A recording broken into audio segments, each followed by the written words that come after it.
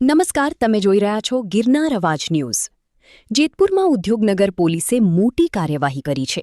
Duplicate number પ્લેટનો ઉપયોગ કરીને સરકારને ટેક્સમાં છેતરપિંડી કરતા રેકેટના પર્દાફાશ કર્યો છે। પોલીસે 11 ખાનગી ટ્રાવેલ્સ બસો, ડુપ્લિકેટ નંબર પ્લેટો સહિત ₹1,55,50,000નો મુદ્દામાલ જપ્ત કર્યો છે। આ કેસમાં 3 આરોપીઓની ધરપકડ કરવામાં આવી છે। પ્રાથમિક તપાસમાં એક જ રજિસ્ટ્રેશન નંબર પર અનેક બસો દોડતી હોવાનું સામે આવ્યું છે। પોલીસે સમગ્ર મામલે ગુનો નોંધી અન્ય સંડોવાયેલા લોકોની શોધખોળ શરૂ કરી છે। એક નંબર પ્લેટ પર દોડતી અનેક બસો, સરકારને ટેક્સમાં કરોડોનું નુકસાન પહોંચાડતો ખેલ આખરી જેતપુર ઉદ્યોગનગર પોલીસની સતર્કતાથી બેનકાબ થયો છે।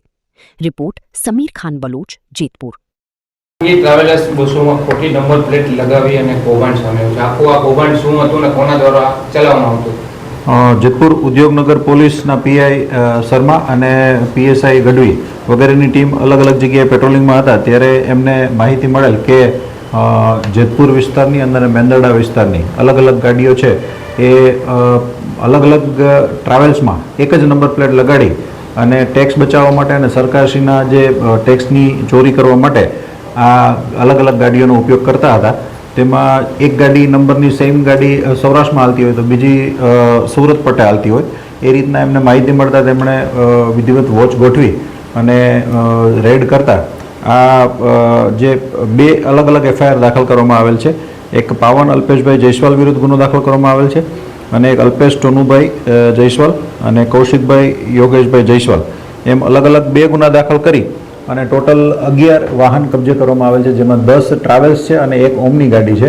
એક ગુનાના કામે 4 વાહન કબજે કરેલ છે, એક વાહન કબજે કરેલ છે અને બીજા ગુનાના કામે 10 વાહન કબજે કરેલ છે। તમામ મુદ્દામાલ છે એ હાલ જે એન્જિન ચેસિસ નંબર છે એમના પ્રમાણે એમનો રજિસ્ટ્રેશન નંબર ન હોય તેથી સરકારશ્રીનો ટેક્સ બચાવવા માટે અને સરકારશ્રીના ટેક્સની ચોરી કરવા માટે આ એનો જે ઇન્ટેન્શન હતો એના વિરુદ્ધ કાયદેસરની એફઆઈઆર દાખલ કરી અને તમામ વાહનો કબજે લઈ અને આરોપીઓને હસ્તગત કરવામાં આવે છે। આ લોકો કેટલા સમયથી આ નંબર પ્લેટ અલગ અલગ લગાવી અને ટેક્સથી ચોરી કરતા હતા?